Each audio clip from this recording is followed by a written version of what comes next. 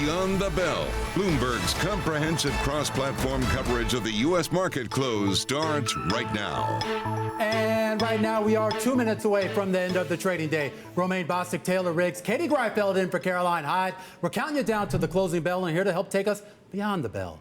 It's our global simulcast. We're joined right now by Tim Stenovec, Carol Masser. They're taking an extended Juneteenth holiday break. Ed Ludlow filling in for her today from his closet out there in San Francisco. We welcome our audiences across Bloomberg Television, radio, as well as on YouTube. A market, Tim, I think that's really trying to digest not only the economic tea leaves, but I guess the more important question as to whether the worst of the economic conditions have been priced in. Yeah, that is the big question here. And I mean, I think it's less about what we heard from Fed Chair Jay Powell today. Steve Matthews from our Atlanta bureau making the good point that we didn't learn much new from the Fed chair in his testimony to the Senate earlier today. However, talking to Samir Samana over at the Wells Fargo Investment Institute, he did say that equities right now are pricing in the ballpark of a mild recession. So we're seeing fair value for a mild short recession. The question is, though, does a mild or short recession turn into something that is bigger?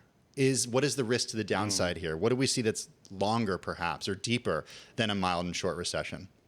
Well, and the other way of looking at it, right, this was the most explicit admission that a hard landing is possible. And in the balance of risks, he was saying that we have to control inflation. Controlling inflation is the target. And there was so much outside of Fed Powell's control. He was at pains to tell lawmakers, like, look at what's happening in Ukraine. Look at what's happening in supply chains around the world. The Fed can't do much about that. That is outside of their control.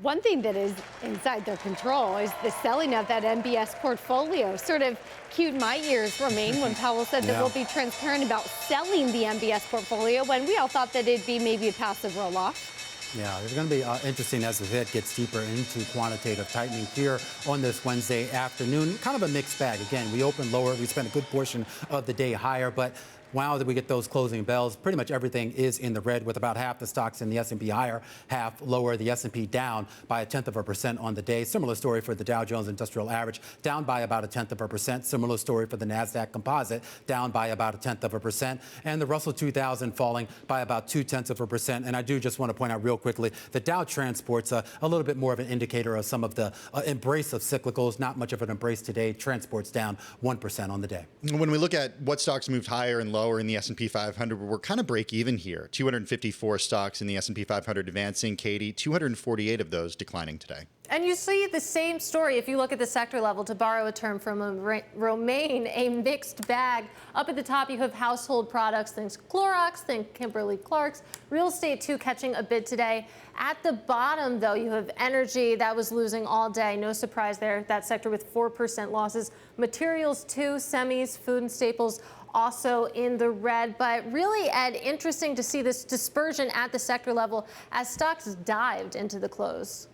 Yeah, some of the names I'm going to give you an eye on, for example, are some of the worst performers of the year. Look at Netflix, up almost 5%, had missed out on the recent rebound we've seen in equities, but news from the Wall Street Journal that Netflix is eyeing a tier of subscription that's ad-supported, said to be working with names like Google and Comcast. We saw a spike in that stock, but generally higher, and again, it's one of the worst performers of the year. We're also looking at Moderna, up almost 4.7%. The new trial of their Omicron variant vaccine appears in the initial stages to be effective against other variants of the COVID-19 virus. Of course, guys, we haven't been talking about that much recently, and we don't want to join too much causal relationship between a trial and share performance. We've learned that from Moderna, but that stock up. And DocuSign, also one of the best performers out there, one of the higher multiple software stocks that we kind of talk about out here in SF, gets caught up in the Fed narrative, but higher top of the pile this very Wednesday.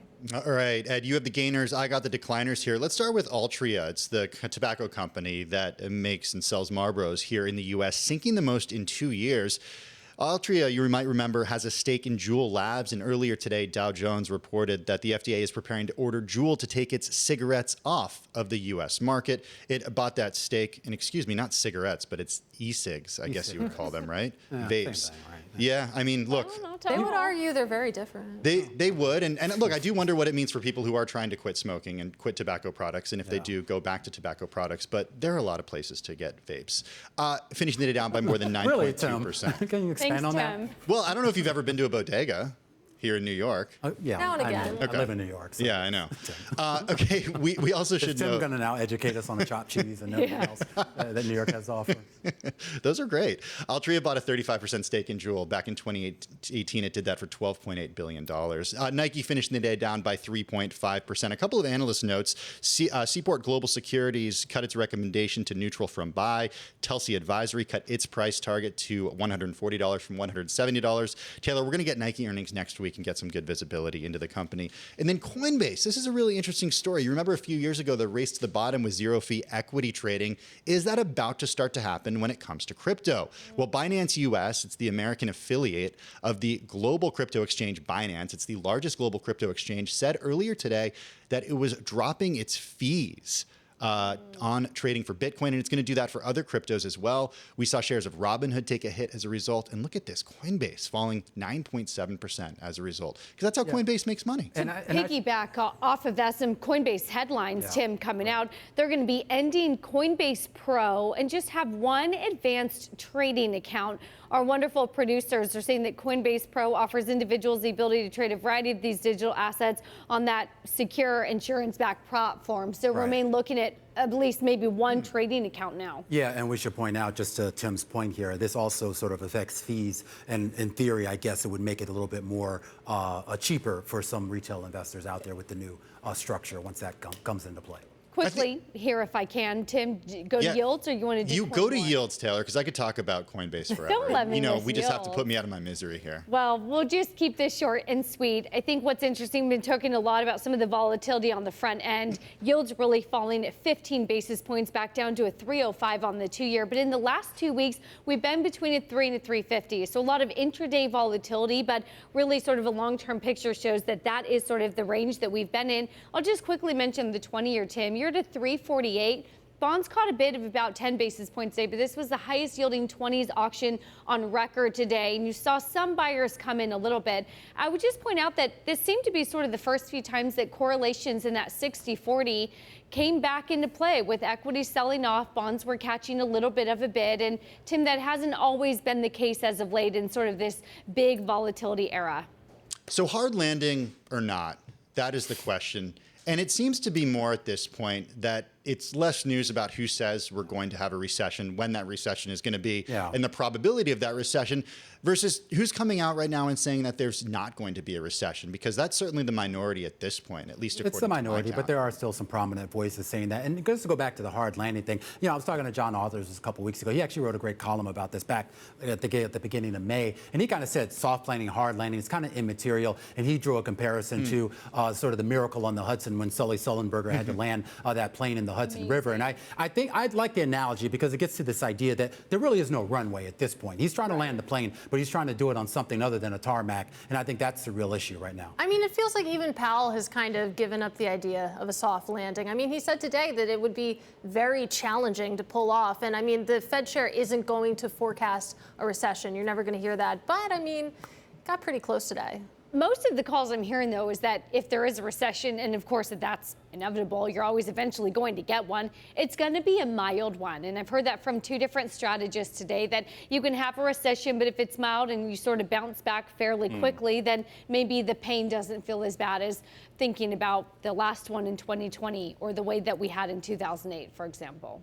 Yeah, look, I go back to my main source of anxiety, Elon Musk. The question is not whether we have a recession. A recession is inevitable at some point. It's whether we have a recession in the near term and the depth of that recession. That is what our guests have been talking about all day. Samir just saying a light recession effectively in the second half of this year. Can I just say that Elon Musk and Dudley kind of said the same thing, that a recession is inevitable. I think they used the same exact word. Okay, but let's look no further than the jobs numbers and what we've gotten each and every month. Steve Matthews, again, from our Atlanta bureau, making this point on our air.